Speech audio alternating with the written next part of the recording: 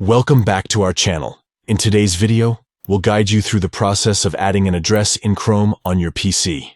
Adding an address can be useful for quickly filling out forms and saving time.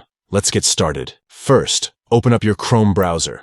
Look for the three dots located at the top right corner and click on More. This will reveal a drop-down menu. Next, click on Settings. This will open the Settings page where you can customize your Chrome browser. Now select Autofill and Passwords. This option allows you to manage autofill settings and saved passwords.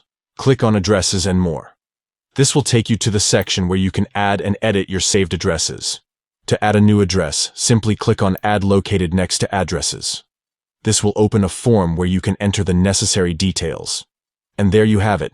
You have successfully added an address in Chrome on your PC. Thank you for watching today's tutorial on how to add an address in Chrome on your PC. If you found this video helpful, please give it a thumbs up and don't forget to subscribe to our channel for more useful tutorials.